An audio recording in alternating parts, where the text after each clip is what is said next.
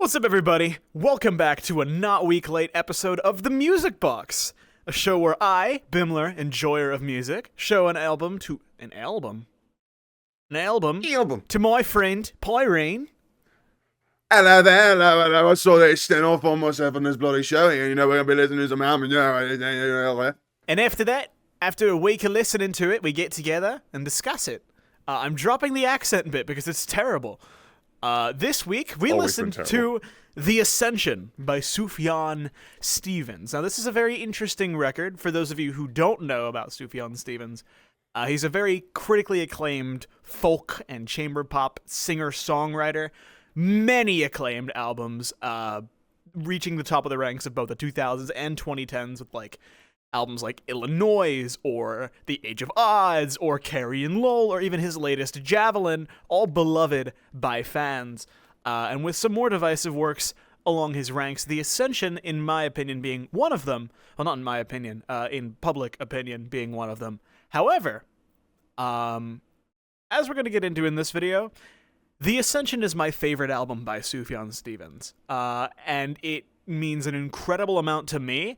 I was very excited to share it with Pyrine, and I want to know what you think about it. So why don't you start us off, pal? I've never even heard of Sufjan Stevens before this, and to be fair, that's not surprising considering me. I don't know anything. I'm very stupid and dumb. But it was generally a thing I had no idea what to expect going in, nothing at all. Going into it, I came away from it just as a general take very, very impressed. There is a level of craftsmanship and quality put into this album that I was completely floored by. It is a goddamn art piece. You really do feel like it is a master crafted sculpture, which is something that just kept occurring to me. And a lot of other things is too. I do have opinions on it. Some bits in particular. Some good, some bad. But I don't want to get onto it at the beginning. That can come, when it comes in. But generally, I thought it was very, very impressive. I appreciate that. I guess I should touch on, because you mentioned how much of a crafted thing it is, and how impressed you were with how well put together it was. The Ascension is a very different album for Sufjan Stevens. I mentioned at the start of this that he's a very well known as a sort of folky, chamber pop-y kind of almost whimsical sort of singer-songwriter, whereas The Ascension, it kind of breaks most of those. It's a very electronic, IDM at times kind of album, and it's very not whimsical, and it's very not folksy. It's very cold at times, and just, it's basically entirely electronic. I don't know how. You probably count the amount of instrumental moments on this record with actual instruments on one hand. But yeah, that makes it stand out a lot. I like the sound a lot. I'm a big fan of that kind of music. I like Radiohead. I like Tom York solo stuff even more than I like most of Radiohead. And all that is just electronic stuff, basically. And he's a nerd. Yeah, a little bit. And I don't know. I like that style of music in general, and this very much falls in line with it. But that's really only the surface level reason I like it a lot. The main thing is just because there's a fish. That's not the reason. I just saw a fish fly across the sky. I'm not hallucinating. I want to let you guys know that there are fish in this world, and they go around the outside, but sometimes they clip into the roof, and they'll pass over us. And did you guys also know there's actually fish in the real world? Yes. And if you go outside looking like your local lake, you can find them. Yes. It's quite fun. I recommend it. But yeah, I have a very, very, very strong connection to a few of these tracks. I'm kind of blanking on where I should start, honestly, because there's a lot to unpack with this album. I think you can agree with that. There really is. It's really hard to start with it because it really is, for an album, such a full course meal. There's so many layers to it. There's so many bits and pieces that you can't just start at the beginning, because that's not really how. How would you dissect something I don't fucking know, a 5-act play? It's the kind of deal it's going with here. It's such a monster. I guess we should, honestly, because we were talking about the instrument, I just smacked my microphone. Because we were talking about the instrumentals, we should just start there. because like the composition, I think, is probably my favorite part of this entire album. I think a lot of it's like the way it flows and the way it's structured is extraordinarily expressive to me. Like, Sufjan does a lot of thing where he loves to do like a swelling and fade out and swelling over and over again, like almost like bellows or lungs. Most of the songs on this album tend to do that. It's very obvious when you listen to the first one, Make Me An Offer I Cannot Refuse. It just goes on, in and out, and it's very much like a staple, this entire album, and I love it. I love that kind of stuff. The way it kind of just, some instruments fade in while this is happening, it kind of introduces new chord lines, new progressions, then it could kind of fade out at the end, and then it'll build up to a massive breakthrough. It is, to me, a very well-tested and very satisfying formula. Very simple. You know, love me ale, love me wine, and love me long build-up bits. You know what I mean? Yeah. No, that's pretty real. I love a lot of the song progressions on this album. Namely, like, and I think there's kind of, there's several different sort of styles of this progression that the album goes for. Some of them are a lot more obvious and I guess linear might be the right word. Songs like Run Away With Me, Die Happy, Ativan, songs like that, even like maybe Goodbye to All That or Sugar, I think is another perfect example, where they just kind of keep building until the end. Yeah. And I love that, especially like in terms of its build. One of my favorites build-wise is the song Run Away With Me, because it's so subtle, but it's so powerful once you hit the ending of the track, and it just kind of carries you with all the added layers that it's been sneaking on throughout its runtime. I think it's kind of just a textbook example of that kind of song progression. But I think the number one song in terms of progression is Ativan. That song is crazy. That song, really? To me, first of all, it's one of my favorites on the album. I told you that when we listened to it. It's my second favorite to Die Happy, which I will talk about, I'm sure, in length later in this video.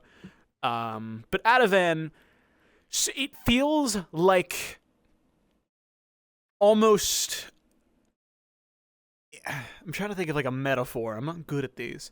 But it's like... It's filling itself up until it eventually just pops. It's like a balloon, I guess.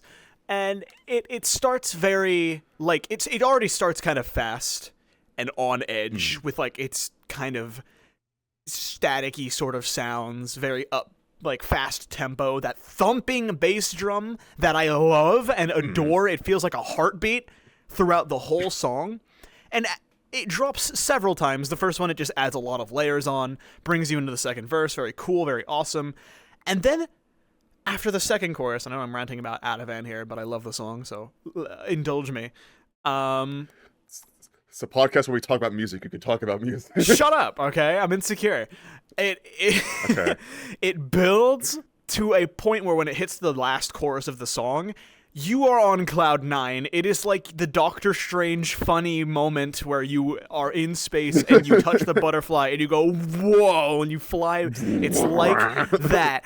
And it delivers that chorus. Everything is swelling together. And then it finishes and it drops most of the sounds, doubles the tempo, and that bass drum starts going twice as fast, and the song just kind of starts falling apart. It's like Titanic hitting the fucking iceberg. Like, it's crazy. That song, that drop is one of my, if not my favorite moments musically I've heard in a long time. It's so compelling to me. It feels like it's reached a breaking point, and it's just going ballistic after that second chorus. It's so cool. Where was I? There was a point to that. Song progressions. Yes, I love the song progressions on this album. Very good. Yes. I concur. There is some good points as well between like the songs fitting in between each other. I think like progression wise, the ones that really do it the most to me are the first two songs. Fucking Make An Offer I Can't Refuse and Run Away With Me.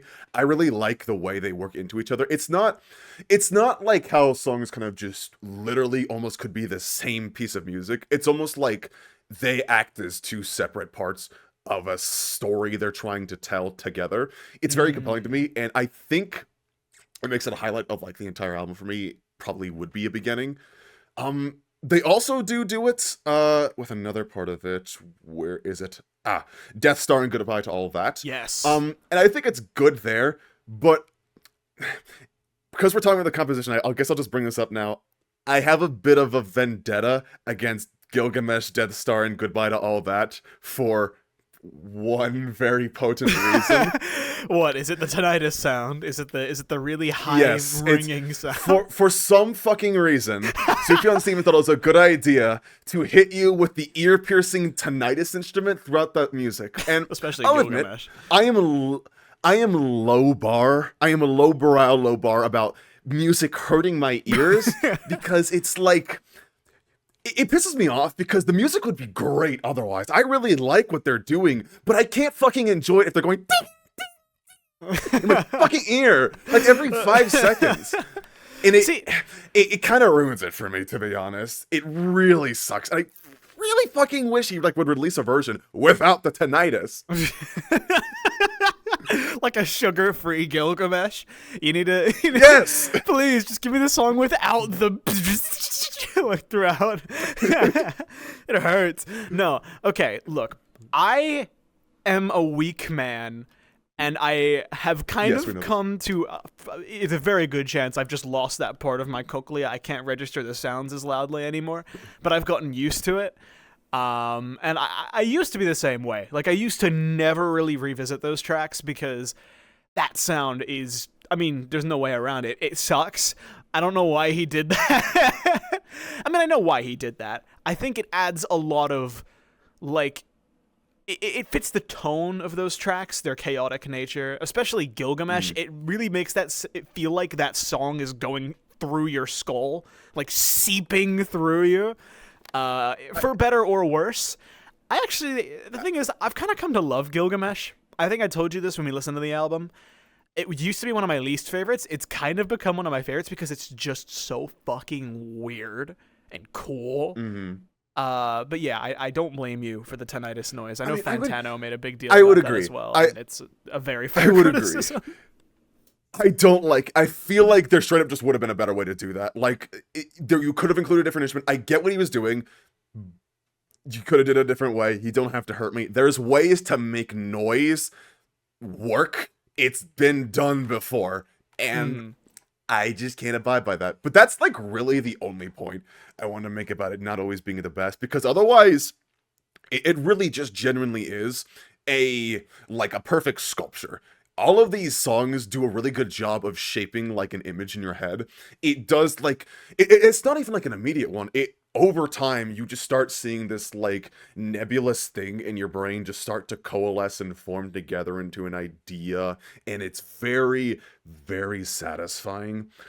The one that probably did it the absolute most for me, you'd mentioned, was Die Happy. Which I'll say now is just straight up the best song in the entire record. Yes! Oh, yes! It is! Oh my god. It is. It is. And I don't hesitate in saying that. I like the rest of the songs of the record, but it's like, oh my fucking god. Okay, Die Happy, I want to rant about it now. This is the part I've been waiting for. Do it. Because, okay, Die Happy is both of our favorite songs on the record. It's my favorite song. Like, currently, if you asked me, like, oh, Bim, if you had to pick a song as your favorite song, what would it be? It's Die Happy by Sufjan Stevens. And that is because with so little, it does so much. And I have such a personal connection with it. I've talked about this to Pyrine. And I know I keep saying that. I will elaborate on it, especially here. But to describe the song first, there are 4 words, that's a 2, 4 words in the whole song, which is literally just him saying, I wanna die happy, over and over and over, in the same tone of voice, same melody, as the song slowly builds, adding new layers, and eventually explodes with one of the most rewarding drops on the whole record. And meanwhile, repeating the refrain over and over again. And it feels so much like a journey to me. The lyrics of it at the start of the song sound kind of like a plea or just like a statement, something he sounds almost weak on it, which I think is intentional. And then as the song builds and eventually explodes, it starts to kind of sound more like a demand and like a confident statement of something that he a declaration, if you will, right? Mm-hmm. And the song exploding and getting very loud is both adding to that and also kind of contrasting it because it's very chaotic. And I could rant about that a lot, but I kind of want to get down to why I love it so much, which is my personal connection with it. I listened to this album for the first time at a very difficult part of my life. I just like, not just really mentally, because that was more of a result of everything else, like just where I was at in my life, socially, but more so like physically, financially, tangibly, not good at all. And this album very much like hit me like a ton of bricks at that time, and no song more than Die Happy. It kind of completely flipped my perspective on my life. It put things into perspective, and that song kind of holds a very special place in my heart for that reason alone. Yeah, I love it. I adore that song. It's perfect. It really is, like, just unbelievable. I remember listening to it the first time, and I was just like, holy shit, dude, holy fuck. I was floored, like, just genuinely, I was floored. To me, it is what's a good way I could put this? Okay, I'm gonna talk more about this in a bit. When I first listened to this album, and this is somewhat still the case, I had a bit of a hard time connecting to some of it because it wasn't always speaking to me in the way that it spoke to you. This was the one song that immediately grabbed me and pulled me in because there's a way that the progression and the build-up has a way of focusing your attention, of slowly submerging you, and then when it pulls you under, it immediately explodes. It's kind of like the way he repeats it so much, and I think this is kind of like a theme throughout the entire album, is the idea of being just stuck in a miserable fucking situation. Yes. I just smacked my back again. But you're right. Yeah. I'm so sorry. I gotta stop doing that, but like I'm like right here and I want to move my fucking hands. No. And it's like, at first, you're exactly right. It's like a plea because he starts out, just the misery of those chords in the background. And I can almost imagine it's just like someone in like a fucking fast food restaurant, just like at the grill, just staring like 1,000 yards still at nothing. It's so as this fucking song is playing, as like the clock fucking ticks away. And as it's happening, you can kind of see like reality coming back to them as like, I don't want to do this. I fucking hate everything that I'm doing, and I'm wasting my life, and I'm not doing the things I want to do. I am not living a happy life, and I'm going to die having accomplished nothing and lived for nothing. And that like build up, that realization, and the explosion at the end is so goddamn fucking satisfying. I struggle to say it's perfect because perfect's a high bar for me, but it's almost as like close to perfect as you can get, I think. Yeah. I mean, I would say this song, like, if I had to rate the song out of 100, I would give it a perfect 100. I'd give it a higher score if I was allowed to. I would not change a second of it. But you're right. Like, the way it starts, I didn't mention this when I talked about it. It almost feels like kind of like eerie in like it has the connotation of like a kid's playroom in a horror game or movie, right? It has this like eerie like chime to it, and I think that really adds to it because there's that, I don't know, it has a lot of emotional weight from that, and it puts you in a really interesting place, and it is dissociative. It is like the Patrick Bateman staring like meme. It like, yeah, it is very much like that. It is the fast food employee being like, I fucking hate this, I hate everything, Which, I mean, I guess that can kind of describe a lot of this album. Is very, like, done with everything. Very cynical, very exhausted. Depressing a lot of the time. I think a lot of the way I would describe this is that, like, Sufjan as an artist and as a person has always had this sort of optimism about him. And the Ascension is the crack in that. Like, it is the mask coming off in a way. It is very just, he's just done. He's just broken by everything around him, by, like, the world, by politics, or his upbringing, or his current life, whether it be his love life or just in general.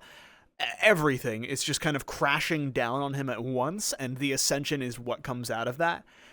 A lot of the album feels like the end of the world, but not during it, like right after, and you're walking through the rubble and just like desolate wasteland. And I think this album has that sort of tone to me, especially like its sparser moments.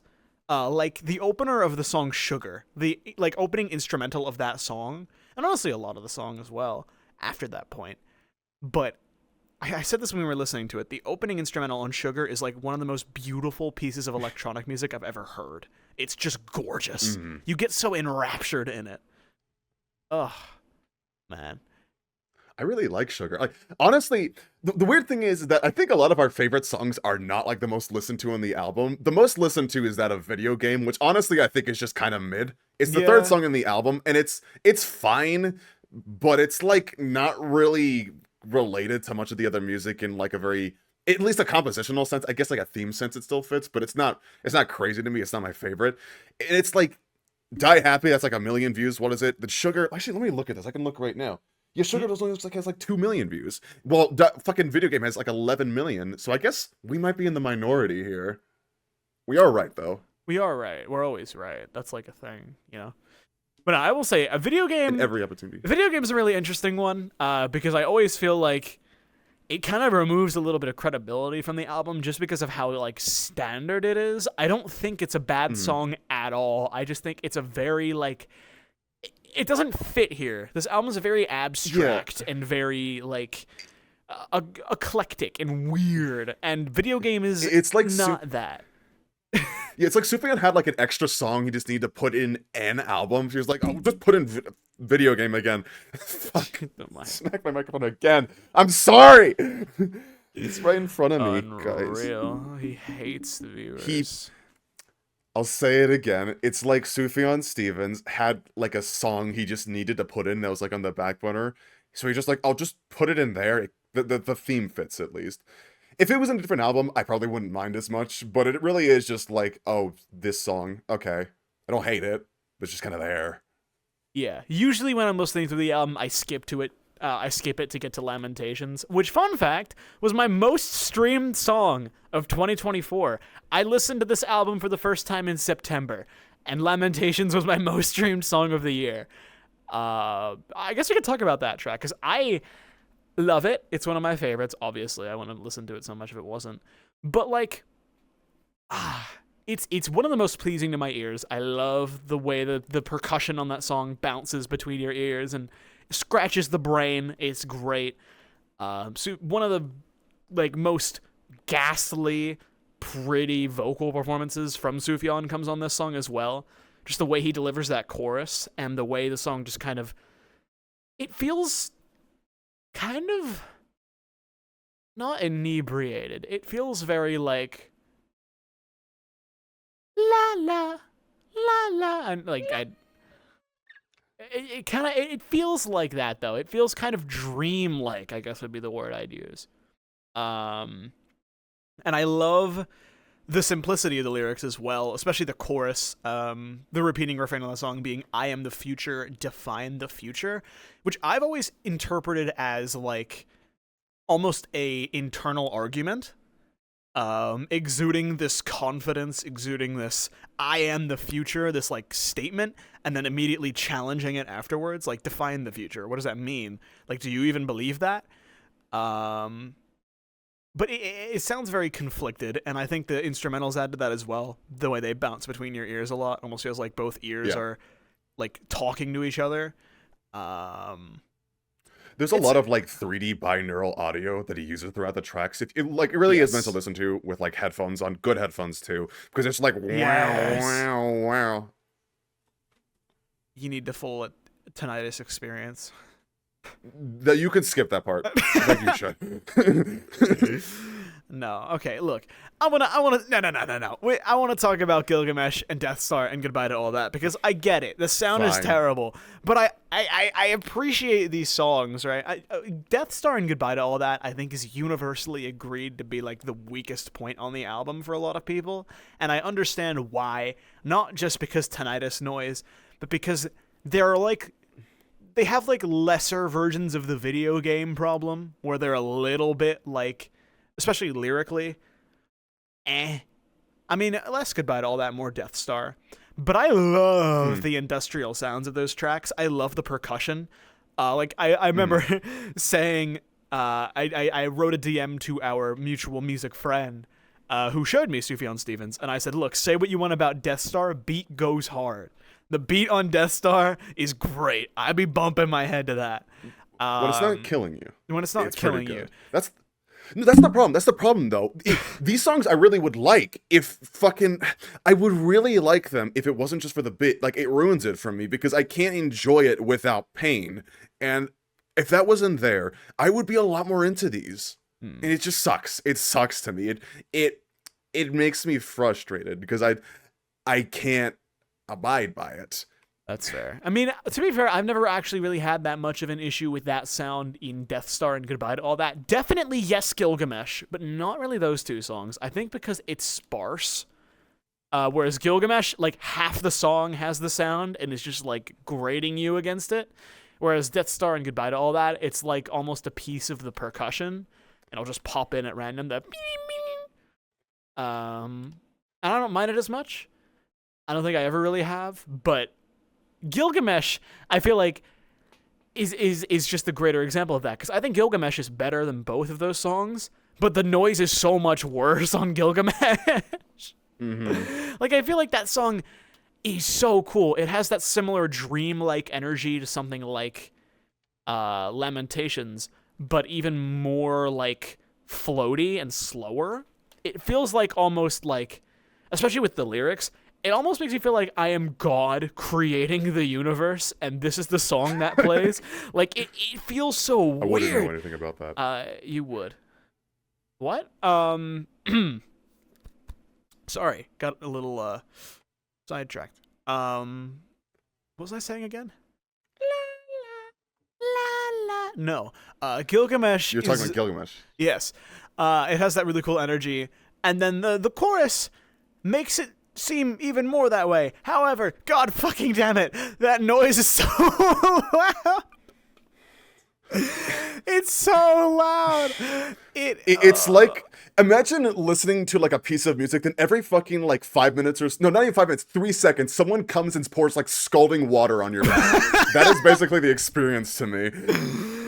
I have that, but my back has become like blistered and like calloused enough that I don't feel the water as badly.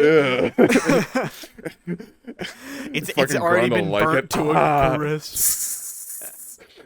Fucking cooking me. Ew, gross, disgusting. Yeah, you're right. Let's talk about something else. Yeah, let's talk about I kind of want to talk about I want to talk about actually Ursa Major for a moment. Ursa Major, as well as some other songs, I think Adam kind of does this well. Going back to the bit of a compositional thing, really procs something into my head, like an idea of the way that this kind of holds itself, the way that it's kind of composed. You mentioned before that when we were listening to this, that Sufjan Stevens has a bit of religious history, yes. Being a homosexual man in a household that is devoutly religious, as a religious man himself, and some of the issues that could come with that. And that definitely shines through on the album. There are bits that are just straight up biblical. You will hear it. There's like chorus going, and it's great. I love that shit. But a lot of it, sometimes the way he'll like drift into like quieter bits feels like prayer and ritual. The way he repeats things over and over again, like it's some kind of cant, like an incantation, like he's almost like going through not really the motions, but that there's a word I'm trying to look for here. You might be able to, you might know what I'm talking about, but it's like the way it's almost being invoked as the album is like still putting on that theme of entrapment and like being in like a miserable situation, still wanting to be above that and be better than that, and just like I want to get out. Really is just like desperately asking God while knowing he won't come for you. He's not going to touch you. You're untouchable in that sense. And I fucking love that. I love that so much. It is very, very good. That's probably the biggest part of the album that like actually connected with me, is just that general vibe, because I can relate to that. You know, I can feel that. I can feel that kind of, I don't know, that experience. It's poignant. I mean, Ursa Major definitely is like one of the most direct hearkenings to his religious like nature and his life in that sense. I mean, there's literally he addresses the Lord in the song, and he asks, "So I ask forgiveness now, Lord, reveal yourself in mercy." And it feels like he's asking a lot of the Lord to like just relieve him of stresses and the world and to lift him to a better place. The song's pretty cool as well. I love the fact that the chorus has him repeating basically, "I wanna love you," and he says a lot of times like, I'm definitely gonna do it, and it feels like he's trying to convince himself, because like you said, it, especially with the tone of this record and the fact that it exists, feels very unreciprocated, and I think that's something he's dealing with, right? And him saying, "I want to love you," to me is like him saying, "I want to love you like God," you know? But it's hard in times like these because I feel like I'm being forsaken. And I think that's really cool. Yeah, and he does this on other songs as well. I think the album blurs the line between whether he's potentially talking to maybe a lover or to God very well. Like, I think the biggest time where I was like, it took me a minute to be like, is he talking to like a partner or to God, is on the climax of the song "Tell Me You Love Me." Because he is basically repeating, "I'm gonna love you every day," over and over again. And it feels like, yeah, that could be a dedication to somebody he loves, or it could be a dedication to God, and saying that he's going to love God every day. He's going to live in that image, which I think is a very interesting lens to view it through. Yeah, let's talk about Landslide. That's a really cool song. If you listen to Landslide, everyone knows it. Everyone gets it. There's a bit. There is a certain part of it that you will come away with remembering. Doesn't matter who you are. Doesn't matter if you care about this album or not. If you fucking hate this album, even still, you listen to Landslide, you're gonna remember it. Landslide. The way he sings the title and the instrumentals just go like around him. It feels like a landslide. It feels like you're getting caught up in It that. is. It's really good. It really does feel like he is just like the entire song is just being dropped on top of you. It's like, wow. It's like, oh god. It's really good. It's really good. Yeah. But Landslide in particular does it does bring up one of my personal biggest issues with the album, not because of his issue with the album itself, but the way I kind of experienced it.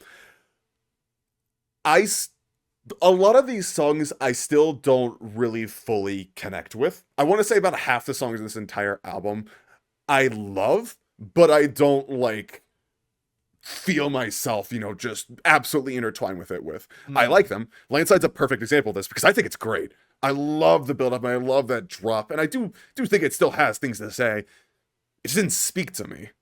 Yeah. I read through the lyrics, I took a good look at it, I took the analysis, and I was like, I don't really feel this one, like in that sense. And I don't want to make that as a criticism to like the quality of the song, because again, I don't know if that's just the way I absorbed it. It could literally just be the case that my like literal emotional viewing experience was a lot different than yours and a lot different than other people's. Because I was in a great place. Like, okay, I was in a fine place when I listened to this, and I don't really have that misery connection that sometimes you can get. It didn't like proc that with me. You did because you. Whoa, that's a big one. Hell. Look at that. Oh no, you missed it. There's a really big fish. I might have caught that on camera. You're really pissing me off with this fucking fish thing. Dude, it was a big yellow fish. What's wrong with you? What's a big yellow fish? No, fine. Go, keep talking. You don't care about my fish. That's fine. I don't care. I don't care. Because I was talking about the fact that this music doesn't always resonate with me. And I can't really blame Sufjan for that. I can't blame the composition for that. It just is what it is.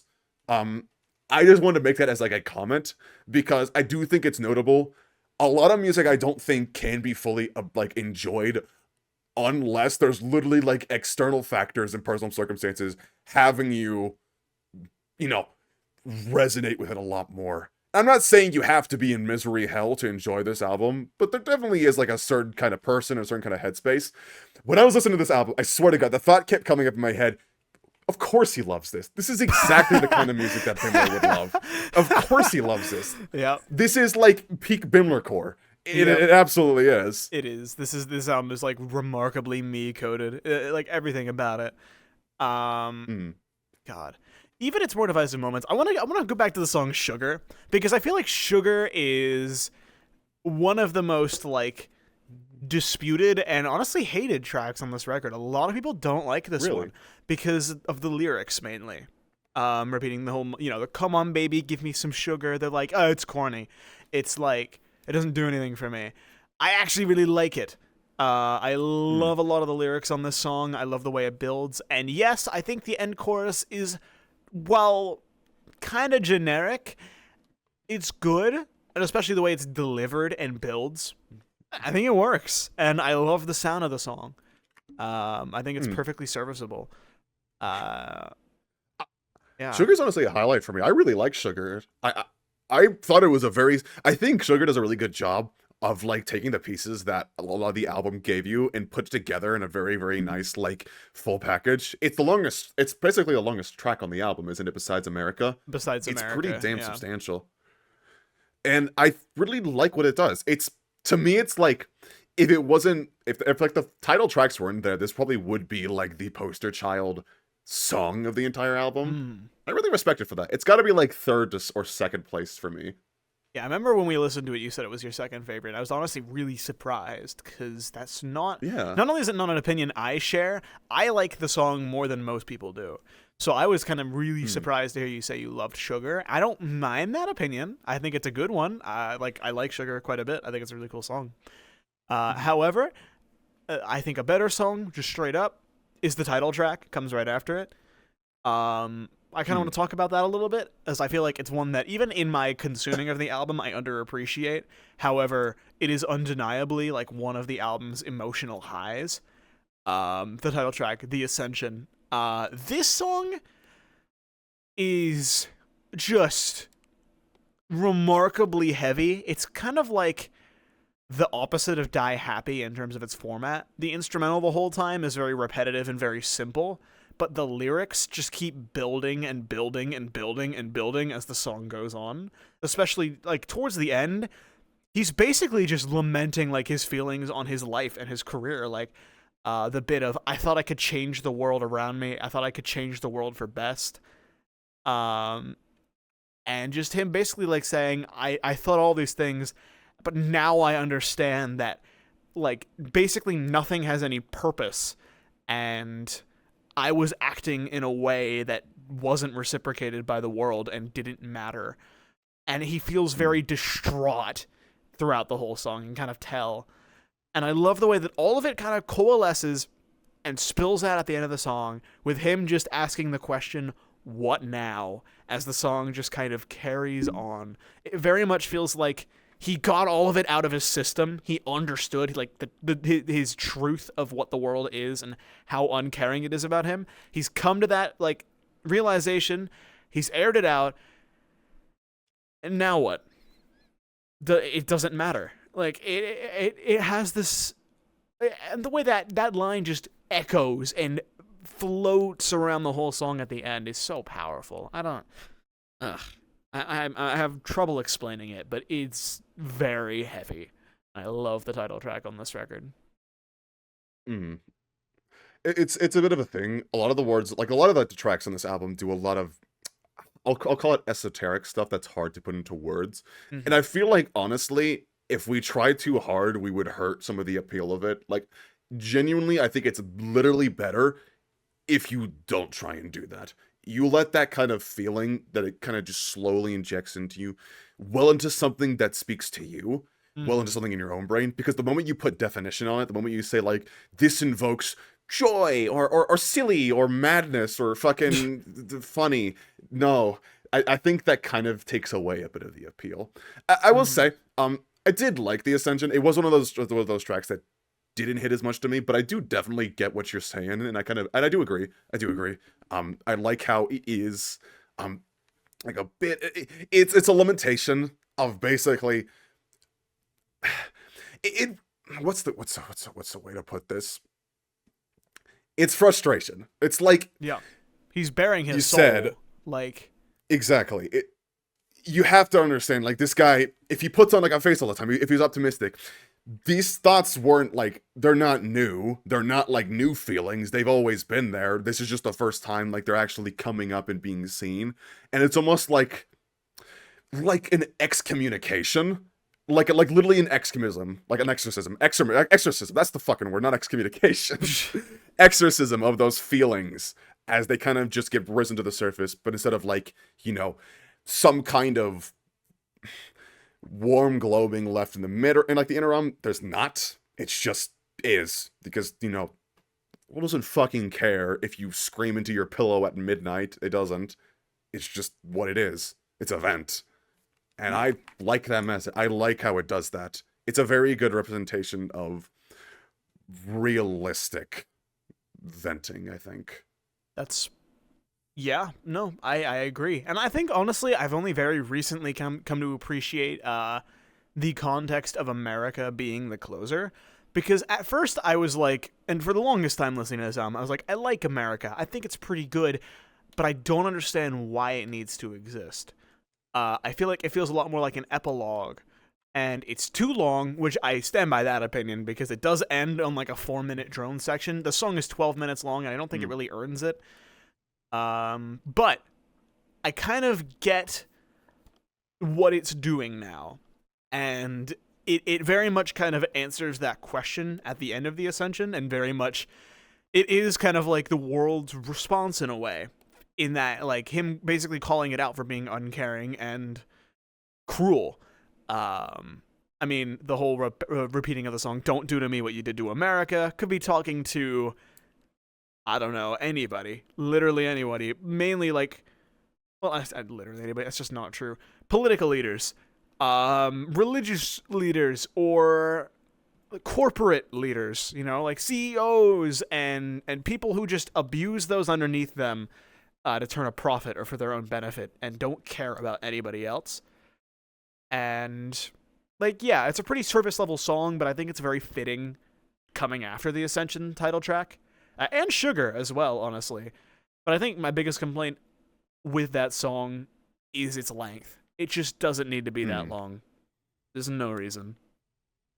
I guess I can kind of understand it. Like, they do want to have, like, a slow fade out. I get that. But I do agree. There are better ways that you could do it outside of just literally ending with a 4-minute drone ambience. Like, you can do that in a satisfying way and not quite literally just extend the runtime. This is already a very long album. It's an hour and a half. You don't need to make it longer for something that could be done better. And I also admit, I feel the way I feel the way about America that you originally felt. It does put in perspective, you saying it like that does make sense to me. But I don't know, it's just kind of there. I think it's good. Yeah. But to me, it's just like, it's kind of there. Did you know that was the lead single for this album? Was America? Really? Yeah. Really? I believe so. It was either America or Sugar, but I think it was America. Let me check. Jeez. No, that would have been such a bad choice, though, because that would have been, like, yeah, it was America. Not representative of what they would have been doing at all. It was America, then Video Game, then Sugar. Those are the 3 singles, which I think is crazy. What the hell? People must have been so confused. Like, they had no idea what this album was going to be about if those were the 3 leads. Yeah, I can understand maybe being a little bit confused on the release, looking back. But I wasn't there. I mean, like I said, I only listened to the, like half a year ago now. Oh, my God. Jesus, it was half a year ago. Oh my! Shut up! I look at my hands immediately, like wrinkles form. Oh! I start deforming to dust. Like my hands start falling. Oh my heart! I remember when I first listened to the Ascension. It resonated. Do you remember 2016 Markiplier? I guess we should kind of talk about who do you think this record would be for? Who would be the best kind of people to listen to this? Okay. First and foremost, people who like Radiohead. I'm just gonna say it. I know this is part of why I like it, and I've heard this comparison a lot. The Ascension is like the electronic Radiohead, like depressing music fans album. It's not even close. Like, the reason I listened to this album in the first place and why it piqued my interest is because I was watching a video by a YouTuber by the name of Bucket of Jake, who had compared this album to Tom York's most recent solo album, and said the first album that it reminded him of was The Ascension. And I was like, oh, I know that Sufjan guy because of our music friend. And I had heard Javelin. And I was like, wow. So yeah, those people. But if you're not those people, in general, if you like electronic music and you can appreciate very pretty, very cynical, heavy things emotionally, yeah, I mean, that's kind of just what this is, you know? If you want to kind of get I would agree. lost in it, especially if you're sad. If you're sad, listen to this album. It'll make you feel sadder. And that's the best kind of music. It's not true. That's a joke. I also think generally, if you're just a big fan of long, drawn-out progressions in music and build-ups and very satisfying payoffs, this is a very good album to do with. Otherwise, I mean, I just think check it out in general. It's a very solid album. And I probably give it around a 94. That'll be my final rating. Dang. I wasn't expecting you to give it that high of a rating, but I appreciate it. See, I'd give this album like a 96. Really? Yeah. I love it. I think it has its flaws, and I'm willing to acknowledge them. However, I will say, I give it a 96, but in terms of personal connection, I haven't connected with an album this hard in a very long time. Probably since I had connected with my favorite album of all time, Radiohead's and Rainbows, which we will talk about on here at some point. Sure we will. But it's probably the album I've connected with personally the most since that record, and that is a tough act to follow. So, yeah, I recommend it too, I think. Next week, we're going to be listening to this album, and we're going to have a guest on. Now, here's the funny thing. I actually don't really know. I haven't really listened to this. I've listened to it, but I haven't really listened to it. And it's going to be a new experience for me, and the guest is going to be showing it to me. Pyrine has already heard the record and loved it, and it's very iconic. If you're part of music circles, you've definitely seen it around. But that's what we're going to be talking about next week. We will see you all there. Bye. No, stop. No, There's nothing wrong with I deliberately...